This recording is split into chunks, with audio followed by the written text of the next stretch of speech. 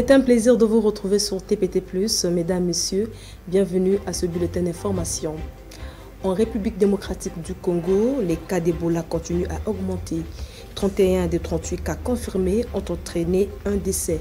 Pour faire face à cette recrudescence, les autorités ont entamé une campagne de vaccination pour lutter contre une nouvelle épidémie du virus mortel.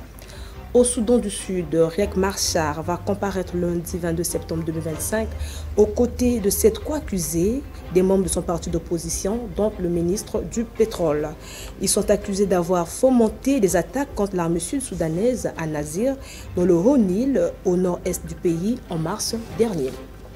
Dimanche, plus de 6,5 millions de Guinéens se sont rendus aux urnes pour s'exprimer sur le projet de nouvelle constitution proposé par les militaires au pouvoir. C'est le premier vote dans le pays depuis le coup d'État du 5 septembre. Un scrutin qui marque une étape importante vers le retour à l'ordre constitutionnel.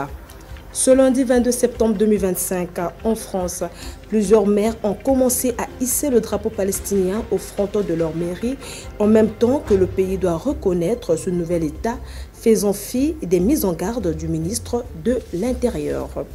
Alors que le sommet sur l'avenir de la solution à deux États s'ouvre ce lundi 22 septembre 2025 à New York, une douzaine de pays, dont la France, vont à leur tour reconnaître l'État palestinien. Le Royaume-Uni, le Canada et l'Australie ont ouvert le bal le dimanche 21 septembre 2025. En Hongrie, plusieurs dizaines de milliers de personnes ont manifesté dimanche dans les rues de Budapest, accusant le Premier ministre d'organiser de coûteuses consultations de la population avec des fonds publics, et cela à des fins partisanes. Enfin, un bombardement aérien de l'armée russe a fait lundi au moins 3 morts et 2 blessés à Zaporizhzhia, dans le sud de l'Ukraine, selon les autorités. D'autres attaques nocturnes ont fait un blessé dans la capitale Kiev et un autre à Soumy. C'est la fin de ce bulletin d'information. Merci de l'avoir suivi. Mesdames, Messieurs, prenez soin de vous. Au revoir.